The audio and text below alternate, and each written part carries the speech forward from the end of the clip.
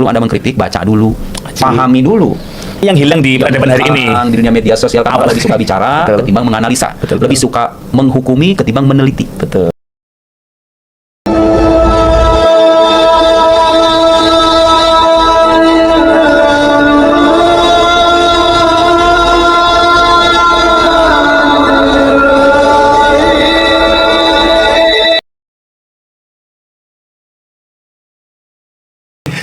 Assalamualaikum warahmatullahi wabarakatuh. Waalaikumsalam. Teman-teman dimanapun Anda berada, Alhamdulillah pada kesempatan yang mulia ini kita bisa berjumpa lagi dalam Bincang Podcast yang pada kesempatan kali ini kita kedatangan bintang tamu yang beliau adalah penulis dan juga ulama muda dan juga pengasuh Pondok Pesantren Darul Arham Tangerang. Kita sapa beliau. Assalamualaikum Ustaz Nuruddin. Assalamualaikum warahmatullahi wabarakatuh. Alhamdulillah. Alhamdulillah. Natasyafikum. Syukran ala hadhihi fursat dhahabiyah. Terima kasih sudah diundang ketemu aja. Masya Allah. Kami yang natasyafikum, kami merasa terhormat bisa duduk sama antum di podcast yang sederhana ini. Bagaimana Ustaz? Sehat semuanya? Keluarga? Alhamdulillah. Nah, Ustaz, kita langsung aja karena mumpung antum di mumpung antum di sini, kita kepengen diskusi yang menjadi spesifikasi dan spesialisasi antum selama ini tentang ilmu kalam, tentang filsafat, tentang logika dan sebagainya. Nah, Ustaz, ini kan ilmu yang boleh dikatakan tidak populer. Tidak populer karena memang satu berat, referensinya juga nggak mudah didapat gitu. Nah, apa alasan utama Ustaz Nuruddin kemudian fokus ke bidang ini, ilmu kalam, ilmu mantik gitu?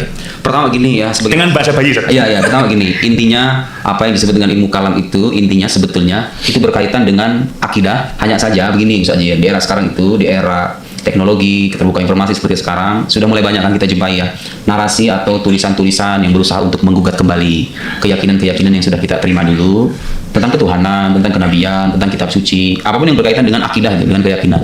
Muncul kan gerakan-gerakan yang berusaha untuk mempertanyakan ulang. Kamu tuh percaya Tuhan, kenapa sih, alasannya apa gitu? Kalau Tuhan itu ada, buktinya apa? Kalau Tuhan itu ada, kenapa harus ada kejahatan? Kenapa harus ada gempa bumi? Kalau Nabi Muhammad itu Nabi beneran, apa yang buat dia beda dari manusia yang lain itu? Buktinya apa kalau seorang Nabi? Saya kan nggak pernah ngelihat Nabi itu menerima wahyu di Gua Hiro. Buktinya apa? Bagaimana cara membuktikannya? Sekarang beliau diklaim menerima wahyu. Wahyu itu apa ya? Terus Nabi itu katanya punya mukjizat. Mukjizat itu maksudnya apa?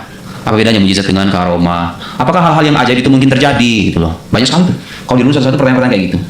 Nah, sebetulnya ilmu kalam itu ilmu yang hadir untuk mengukuhkan akidah keagamaan dengan dalil-dalil, dengan argumentasi, bahasa mahasiswanya argumentasi yang meyakinkan.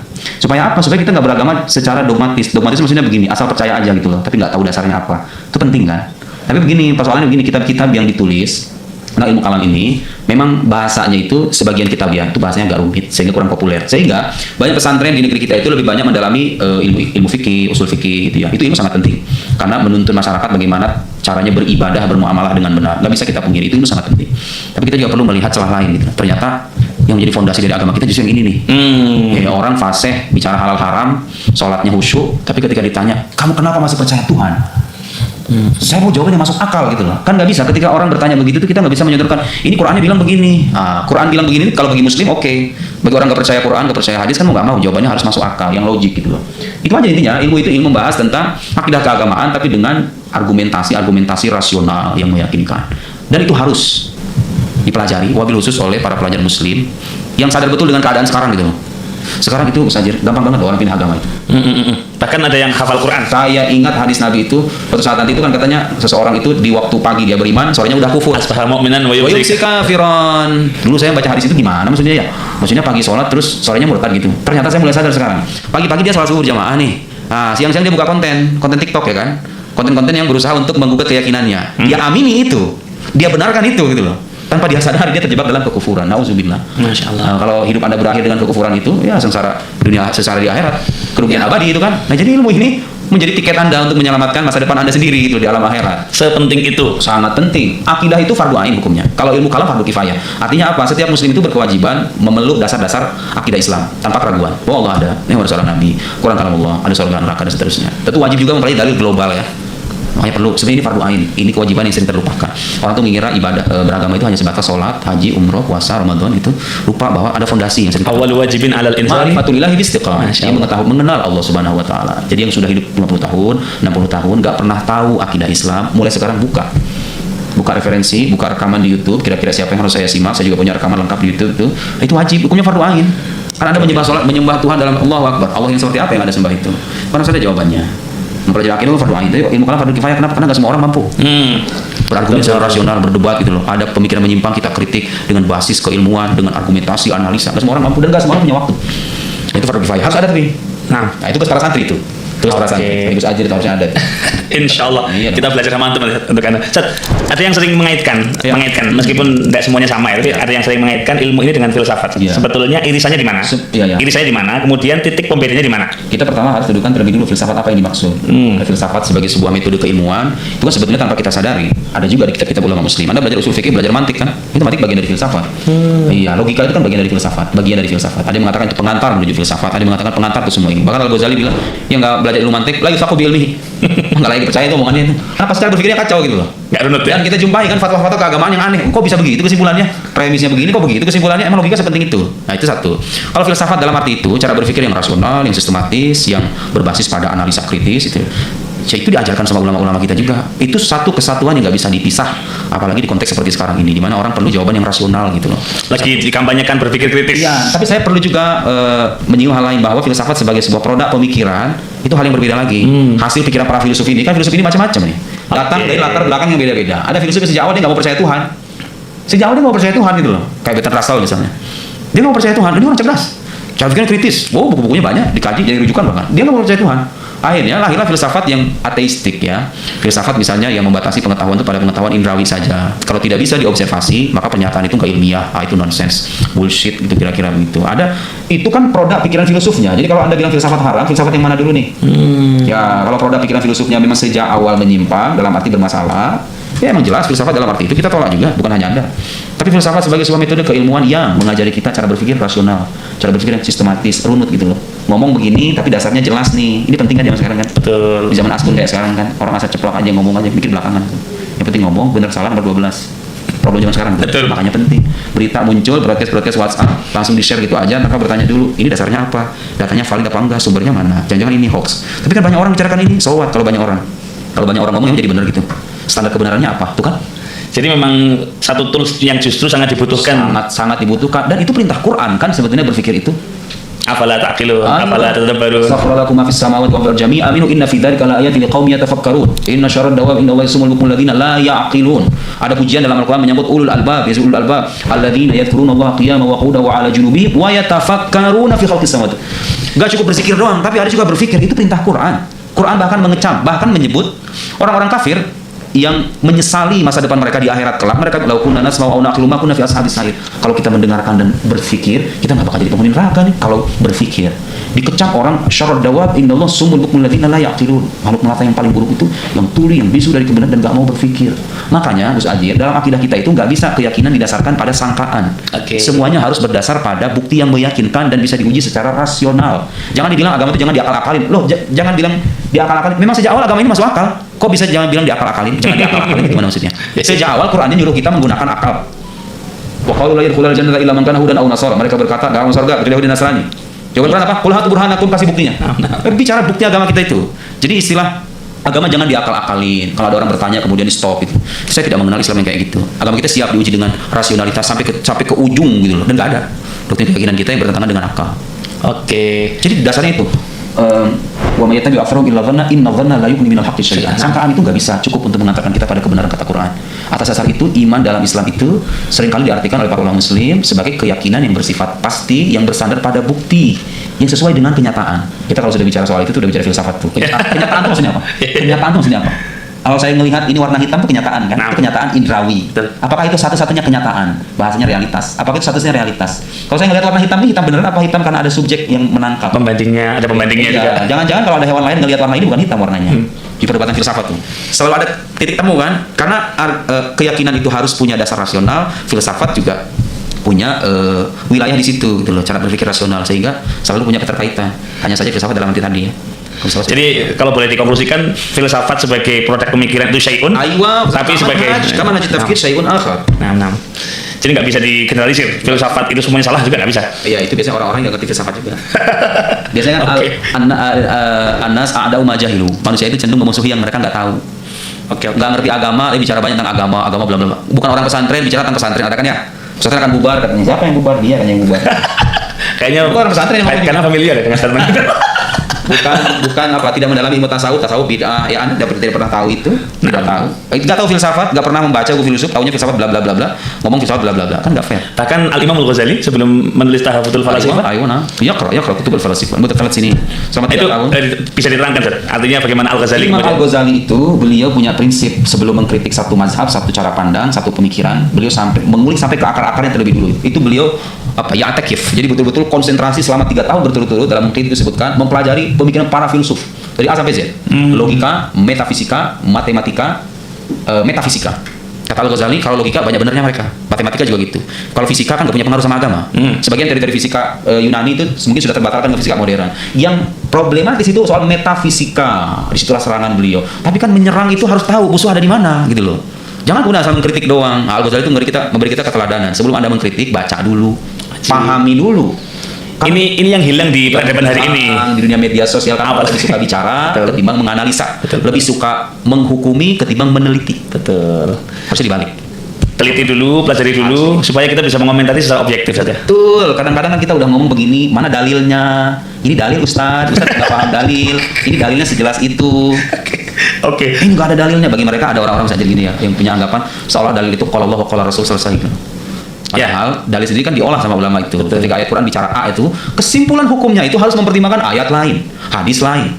Apakah nanti ada mu'arid atau tidak? Ini nggak mudah. Masyarakat kita itu dididik dengan cara-cara instan, termasuk melahirkan hukum agama. Padahal yang tidak kalah penting itu bukan soal berdalil, tapi bagaimana memahami dalil. Oke. Kalau berdalil gampang. Buka maktabah Syamilah, buka AI. Berikan saya dalil tentang masalah ini, dia bisa jawab. Keluar semua. Mengolah dalil perlu cara berpikir, perlu metode. Itu yang kadang tidak diajarkan ke masyarakat kita, sehingga masyarakat kita itu lebih praktis. Ada masalah ini, apa kata Quran, apa kata hadis, dan harus secara harfiah bicara. Ya nggak ada, nggak bisa begitu cara berpikirnya. Quran itu berikan panduan umum, kita menyerap gitu loh. Ambil saripatinya, ada nggak usulnya. Nah bagaimana merangkai argumen, istinbat hukum, itu kan ada ilmunya. Nah orang-orang sekarang nggak mau. Logikanya para ulama dengan logikanya orang zaman sekarang yang pemula jauh sekali. Ini yang akhirnya timbul gap saja. Pemahaman orang-orang sekarang yang cenderung kepengen simple, padahal itu berbahaya sekali. Ya, penyakitnya dari ustaz-ustaznya juga. Ngajari masyarakat ini dalilnya begini. Dalil itu tidak berarti selamanya bersifat tekstual harfiah harus begini. Mana dalil maulid Nabi di Quran? Ya nggak bakal ada istilah maulid di Quran itu. Silahkan wahai kaum muslim rayakanlah maulid karena maulid adalah sunnah, kan nggak ada. Keluar juga. Tahlilan, iya dilihat usul intinya apa sih maulid itu? Mengagungkan Nabi Muhammad sallallahu alaihi wasallam, memperkenalkan orang dengan bukti kenabiannya. Tapi kan suka ada joget-jogetan. Kita juga menolak yang kayak begitu. Betul. Kenapa harus disinggung-singgung masalah begituan? Bahwa ada kemudian oknum yang menyimpang, kita luruskan sama-sama. Tapi prinsipnya merayakan itu apa sih intinya? Mengagungkan Nabi. Mengagungkan Nabi ada nggak di Quran? Banyak. Allah sendiri yang mengagungkan beliau, ya kan? Yes. Kalau prinsipnya itu sesuai dengan tuntunan Quran, tak usah mencari bunyi tekstualnya. Caranya dalil itu begitu. Dalil itu kan petunjuk. Nah petunjuk ini ada yang pasti, ada yang remang-remang, ada yang sifatnya sangkaan gitu loh. Dalam masalah fikih kita kan tahu ya, dalil itu bersifat dhani. Dhani itu artinya masih sifatnya sangkaan. Maka ini bisa jadi benar, ini bisa jadi salah. Ada dalil bersifat qat'i, itu menyangkut akidah biasanya. Qul huwallahu ahad, selesai. Enggak ada kaulan, enggak ada dua pendapat. Allah ada satu, Allah ada dua, enggak ada itu. Nah, beda. Dalil juga harus paham dalil itu kayak gimana cara bekerjanya, memahami dalil itu. Itu saya kira yang penting diajarkan ke masyarakat itu. Supaya apa? Kalau orang terlatih melihat bagaimana cara memahami dalil, orang akan mudah menerima perbedaan. Betul. Ulama ini bilang gini, ulama ini bilang begitu. Sama-sama benar nih, karena prosesnya juga benar. Oke. Tapi kalau diajarkan instan, berfatwa ini halal ini haram, tanpa mengajari prosesnya gimana. Orang jadi berpikir simplistis kan, cuma ini dong yang benar, yang salah sesat semua, bid'ah semua itu. Ini pentingnya belajar usul fikih ya. Itu sangat penting ya. Logika, usul fikih. Itu keterkaitan saja, saling menyambung satu sama lain ya. Saya tahu begitu, teman-teman saya di Al-Azhar jurusan Syariah Islamiyah itu pada belajar mantek juga pada akhirnya. Karena itu ilmu usul fikih itu sebetulnya punya keterkaitan erat dengan ilmu logika, terutama setelah Al-Ghazali itu ya. Beliau yang punya jasa besar. Nah, saya mau bilang gini, sering kali bilang itu kan filsafat Yunani, warisan Yunani. Ya Anda tahunya itu doang. Sebetulnya begini, kalau berkaitan dengan logika, sejauh itu menyangkut hukum-hukum universal, terlepas dari manapun dia berasal, kita terima gitu loh. Yang menjadi tolak ukurnya akal sehat kita semuanya. Mau dari Yunani, mau dari Asia, mau dari timur, dari barat, yang menjadi tolak ukur akal sehat kita semua. Akal sehat kita menolak apa enggak gitu loh. Ada filsafat Yunani yang tertolak dan sudah difilterisasi oleh para ulama. Nah, mantek yang dipelajari di pesantren, di buku-buku logika, buku mantek itu sudah difilterisasi. Itu kaidah-kaidah keilmuan yang dibutuhkan dalam istinbat hukum, dalam membaca nas-nas syar'i begitu. Dan dalam kehidupan sehari-hari gitu loh. Oke lah Anda bukan ahli agama, tapi minimal kan ketika baca medsos harus punya panduan yang rasional dan logika berguna. Kalaulah Anda tidak menjadi bagian dari orang pintar, minimal Anda tidak terjebak dengan pikiran-pikiran bodoh. Sekarang lagi sering digaung-gaungkan tentang logika mistika. Oh iya. Tadi kan antum menyebutkan kalau soal logika kata Al-Ghazali banyak benarnya. Matematika juga sama, fisika juga nggak banyak berhubungan dengan agama. Yang keempat tadi tentang metal, fisika. Nah, apa irisannya? Si logika mistika itu di mana? Ini gini, istilah logika mistika ini kan istilah yang populer sama anak-anak aja sekarang ya. Betul. Oke, saya punya komentar begini. Saya setuju dalam beberapa hal. Ketika ada orang misalnya, ketika begini saja, dan sebagai masyarakat kita ada bayi sakit nih, udah jelas-jelas penyakit medis. Betul. Dia berspekulasi ini ditempelin jin lah, ini gara-gara ini disantet dan seterusnya. Cara berpikir salah, kita mengakui itu. Betul. Ada sebagian masyarakat kita yang suka dengan cara berpikir mistis, padahal penjelasan ilmiahnya masih ada itu loh. Kita menolak itu juga. Oke. Logika mistika dalam arti orang yang selalu mencari sebab-sebab mistis di balik fenomena yang sebetulnya ada penjelasan ilmiah dan rasionalnya. Kita menolak itu. Oke. Nah, saya hidup di kampung, terus terang aja, di kampung saya banyak masyarakat yang masih kayak gitu, dan saya tidak setuju. Waktu saya di kampung saya sempat percaya gitu sama begituan. Setelah saya kuliah ternyata nggak begitu juga, ternyata sebagiannya bohong semua itu. Oke, sebagiannya ya. Jadi dalam konteks itu kita juga sepakat. Tapi begini, kalau kita bicara mistik dalam arti hal gaib nggak semuanya harus kita tolak. Betul. Nah itu kritik kita di situ. Anda ini nggak bisa menyamakan kepercayaan kepada Tuhan dengan tuyul. Kenapa? Bedanya apa? Begini, kalau kita bicara soal informasi ini bersifat gaib, kita itu perlu melihat sumbernya dari mana gitu loh. Secara masuk akal kan? Informasi ini bisa kita terima, tergantung sumbernya. Sumbernya terpercaya apa enggak? Nah, yang menyimpulkan ada Tuhan, itu logika dan akal sehat kita, argumen-argumen rasional. Kitab-kitab, jurnal-jurnal, buku-buku klasik kontemporer dari tradisi Islam, Kristen, banyak sekali. Saya dari dulu pengen nyari sebetulnya, ada nggak buku orang ateis yang secara serius membahas bukti ketiadaan Tuhan, dan saya nggak nemu. Paling jauh mereka bicara soal problem of evil, teori evolusi, tapi itu nggak nyambung banget argumen-argumen gitu. Kita perlu bicara secara terpisah sebetulnya ya. Jadi poin saya begini, kalau orang menolak keberadaan Tuhan, kita kan sudah membuktikan secara rasional nih, ini lebih masuk akal loh, yang mengatakan ada penyebabnya alam semesta ini lebih masuk akal. Dasar argumennya begini, Anda bisa nggak menyertakan argumen rasional, tandingan, hukum rasional ya, yang masuk akal gitu loh, bahwa alam semesta ini terjadi dengan sendirinya, sekonyong-konyong gitu aja. Ayo kita berdebat di situ kan gitu. Nah, itu satu. Kepercayaan kepada Tuhan dasarnya argumen rasional. Tapi kepercayaan, jadi kalau ada orang meyakini ini penyakit musibah dari Allah, tapi saya tetap pergi ke dokter gitu loh. Sah apa enggak itu? Sah. Pertama, kita meyakini Tuhan itu dasarnya rasio, akal sehat. Dan saya tetap pergi ke dokter karena saya tahu ini ada sebabnya, dan perintah agama itu emang begitu. Al-akhdhu bil asbab gitu loh. Anda kalau pengen meningkatkan mutu hidup Anda, meningkatkan penghasilan Anda, kerja yang benar gitu loh. Jangan baca Yasin 30 kali terus kemudian keluar dari pabrik megang tasbih tiap hari. Yang megang tasbih penting, doa sama Tuhan penting, bekerja juga penting gitu loh. Beragama itu berimbang. Balance. Jangan kemudian seolah-olah kalau orang bicara tentang Tuhan ini logika mistika, dikit-dikit mistis. Lihat dulu hal yang mistis ini kira-kira ada dasarnya apa enggak. Kalau percaya kepada tuyul, kita nggak harus percaya, dan saya sendiri tidak percaya. Kenapa? Ya karena dasarnya sendiri itu nggak jelas gitu loh. Itu cerita dongeng masyarakat. Bisa nggak Anda sebagai orang berakal membedakan ini dongeng, ini adalah kesimpulan rasional gitu. Harusnya kita fair dong, jangan kita mengeneralisir setiap orang yang percaya kepada hal gaib itu nggak rasional, nggak ilmiah. Tar dulu, Anda bilang nggak rasional itu dasarnya apa? Saya berhak dong, saya berhak ngomong, ngasih bukti. Anda juga coba kasih buktinya. Kalau surga neraka gimana Ustaz? Kan nggak ada penjelasan rasionalnya. Memang itu bukan penjelasan rasional, tapi saya percaya surga neraka, alam akhirat, azab kubur dengan segala rinciannya itu, karena lagi-lagi dilihat sumbernya. Yang ngomong begitu Nabi.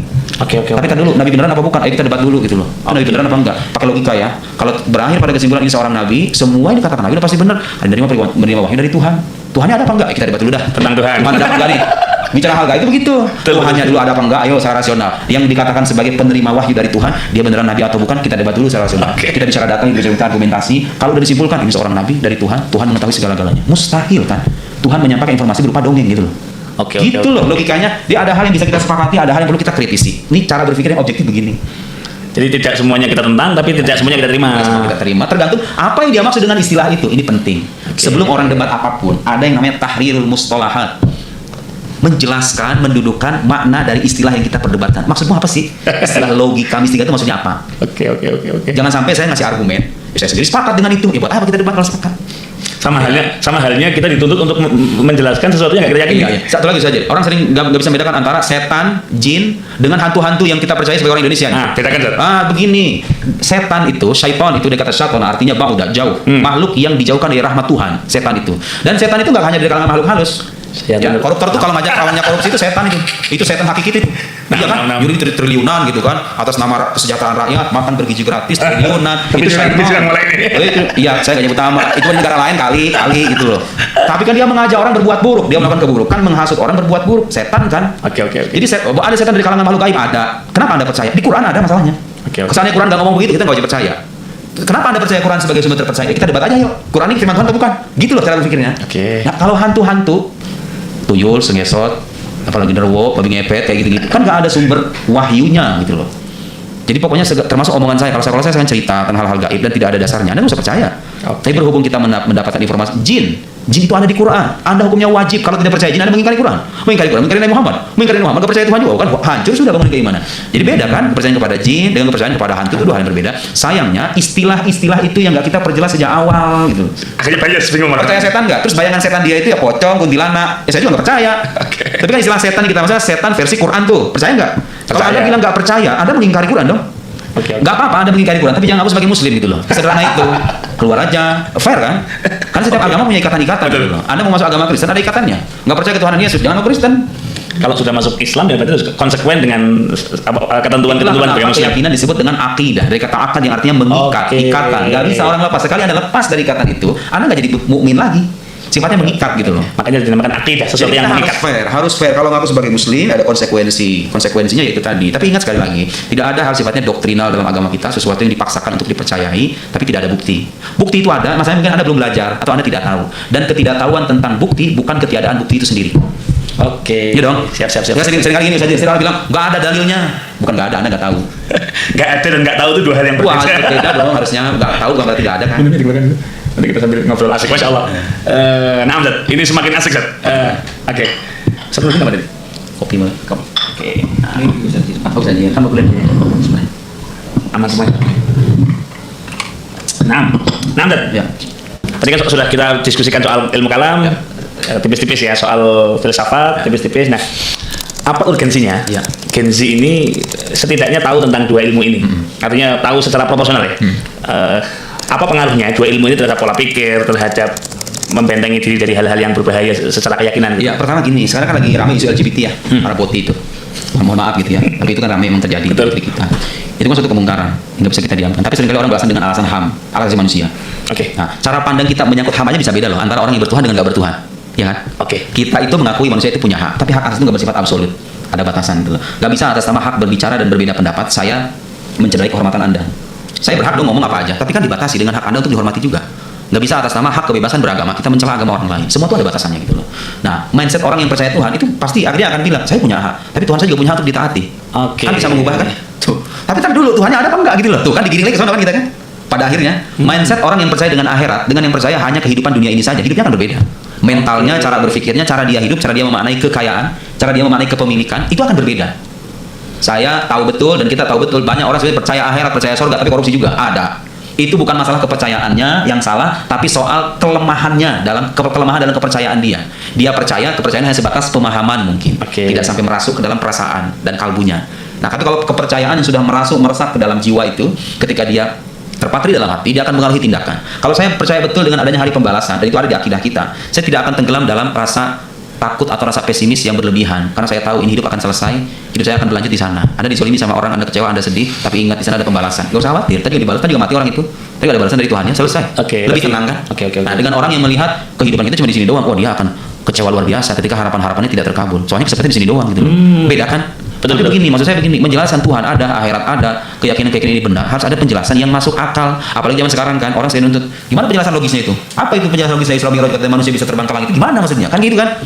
Jadi penjelasan rasional ini kayaknya semakin kesini semakin kita butuhkan karena cara berpikir orang yang makin pelan-pelan terpengaruh oleh budaya materialistik, cara berpikir orang barat, itu sedikit-sedikit pengen bukti ilmiahnya, sedikit-sedikit ingin bukti empirisnya, padahal nggak semua hal bisa dibuktikan secara empiris gitu loh. Nah, jadi itu tadi.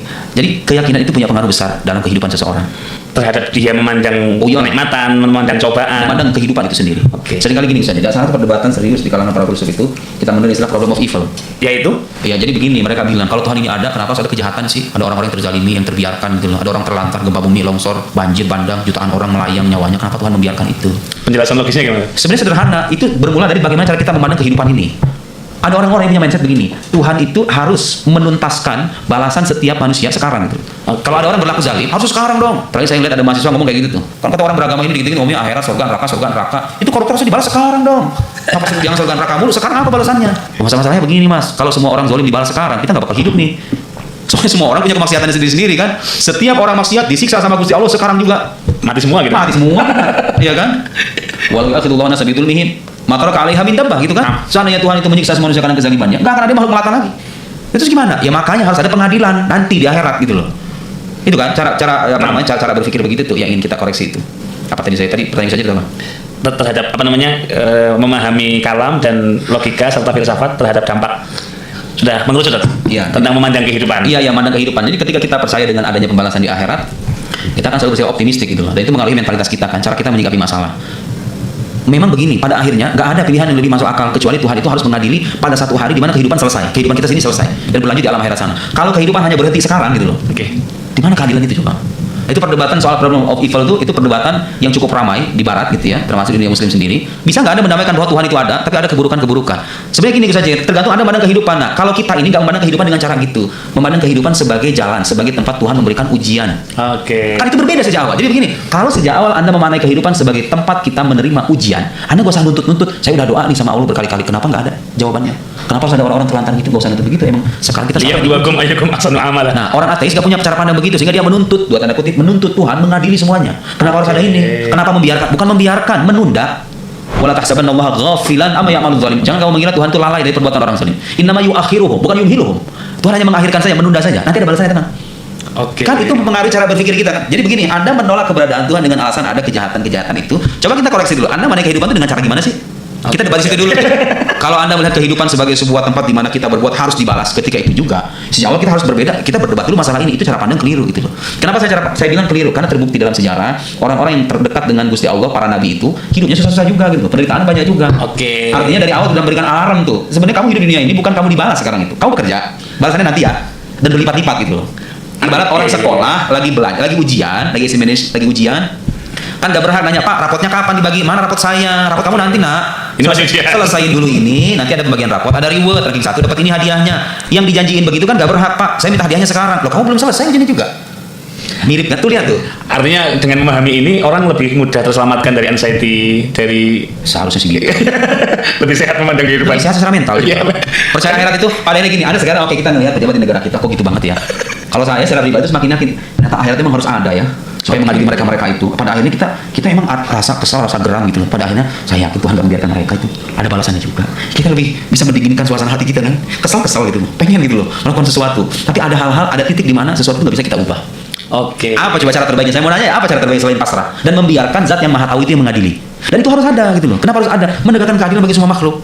Dan yang mengadili ini harus tahu segala-galanya. Bukan kita. Pengetahuan kita terbatas soalnya. Makanya kita percaya Tuhan. Kan lebih make sense percaya Tuhan, percaya akhirat dengan konsep keadilan yang diimajinasikan sama manusia itu. Oke. Iya dong. Lebih sehat mentalnya pada akhirnya. Iya, secara logika masuk akal, itu mempersehat mental pula ya. Apa? Oke. Terakhir Ustaz. Ya. Untuk anak-anak muda zaman now yang tadi soal mental health itu. Apa nasihat Ustaz untuk mereka yang memang sekarang kan kita di zaman yang informasi begitu cepat, keberlimpahan informasi ya, sehingga kita hidup di kebiasaan suka membandingkan gitu. Nah, apa pesan antum untuk mereka-mereka yang sering terkena penyakit mental ini? Pertama gini, Anda harus sadari, semuanya bermula dari kesadaran bahwa hidup Anda itu mahal. Oke. Jangan habiskan dia untuk sesuatu yang tidak berguna. Jangan habiskan dia untuk sesuatu yang manfaatnya hanya sesaat doang. Bukan berarti kita nggak perlu hiburan, kita perlu hiburan. Tapi kan terlalu murah, terlalu sayang untuk dilewatkan hidup yang mahal ini dengan hal-hal yang sifatnya sementara itu gitu loh. Itu harus bermula dari kesadaran. Orang kalau nggak punya kesadaran susah bergerak, susah mengubah dirinya. Punya kesadaran itu. Yang kedua, Anda harus punya tujuan. Hidup Anda itu mau dibawa kemana gitu loh. Dan langkah-langkah keseharian Anda itu harus sesuai dengan tujuan itu. Nah, seringkali orang tuh gampang kemudian merasakan kehampaan dalam hidup karena nggak punya tujuan yang jelas. Ada tujuan jangka panjang, ada tujuan jangka pendek.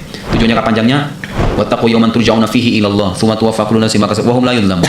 Semua kita akan dikembalikan kepada Allah. Mau ngomong apa kita di hadapan Gusti Allah? Mau bawa apa gitu loh. Itu harus jadi tujuan kalau kita muslim ya. Otomatis harus ada bekal dong. Semakin panjang perjalanan, bekal semakin banyak seharusnya. Harus ada kesadaran itu. Jangka panjangnya begitu. Jangka pendeknya apa? Anda sekarang masih masa muda itu kira-kira 4 tahun ke depan mau ngapain sih gitu loh. Lulus kuliah. So kalau udah lulus kuliah mau ngapain? Saya mau kerja. Kerja itu perlu keahlian. Bangun dong keahlian dari sekarang. Jangan habiskan waktu-waktu yang mahal itu untuk hiburan-hiburan yang tidak membawa manfaat banyak gitu. Itu harus ada kesadaran itu. Dan ketika Anda sudah mencanangkan tujuan-tujuan itu, ya cobalah untuk serius. Segagal-gagalnya orang kalau sudah punya tujuan dan upaya, nggak akan sepahit orang yang tidak punya tujuan sama sekali. Ya kan? Segagal-gagalnya gitu tetap aja ada buahnya. Itu gitu, harus ada kesadaran itu. Kemudian dalam konteks keagamaan, ya kita harus pintar-pintar mencari sumber ya. Tidak semua yang dibicarakan orang, termasuk orang banyak itu otomatis benar. Belajarlah untuk bersikap kritis, tidak mudah menerima penjelasan-penjelasan yang tidak ada pembuktiannya. Belajarlah untuk menanamkan prinsip bahwa saya membenarkan sesuatu kalau ada dasarnya. Dan dasarnya ini harus benar. Apa tolak ukurnya benar itu? Lihat data, lihat argumentasi, lihat kapasitas keilmuan yang bersangkutan, kaidah keilmuannya ada atau tidak, background pendidikannya relate dengan yang dia bicarakan atau enggak. Karena zaman sekarang banyak orang bicara di luar kapasitas kemampuannya, ya kan asal ngomong punya konten untuk menaikkan viewers, kemudian bicara semaunya. siang jadi pesilat, malam jadi ahli fatwa gitu kan. Nah, itu mah gak nyinggung siapapun ya. Itu kan ada gitu, kayak gitu. Ya, film diomongin, politik diomongin, agama diomongin, artis dia gibahin, semuanya diomongin, ada yang kayak gitu. Bahkan dokter aja ada spesialisasinya ya. Iya dong, kita fair dong, demi apa? Demi kehidupan yang lebih beradab dan lebih maju. Kita itu hanya mundur ke belakang kalau mendengarkan orang-orang yang tidak punya keahlian bicara itu. Karena begini Gus Ajir, seringkali orang kalau nggak punya keahlian bicara menyangkut hal-hal yang sebetulnya udah selesai. Oke. Kita udah debat masalah ini puluhan tahun, Anda kemana aja ngomongin ini sekarang gitu loh. Kan bikin kita mundur ke belakang. Jadi debat kita gitu-gitu aja. Masalah tahlilan lagi, maulid lagi, tabaruk lagi, cium tangan ulama gimana. Kan repot, kapan mau maju debatnya gitu mulu. Karena ada orang-orang yang bicara di luar keahliannya itu gitu loh. Oke. Ya, supaya kita berkembang nih jadi umat nih. Coba kalau tidak punya rasa, tidak punya keahlian, minimal mengutip pendapat para ahli atau Anda diam. Oke. Sederhana itu. Terima kasih Ustaz, jazakumullah khair. Ini Fursah Saminah. Siap. Nanti kita akan lanjutkan untuk sesi kedua tentang tanya jawab. Siap. Semoga menjadi ilmu yang bermanfaat. Assalamualaikum warahmatullahi wabarakatuh. Waalaikumsalam.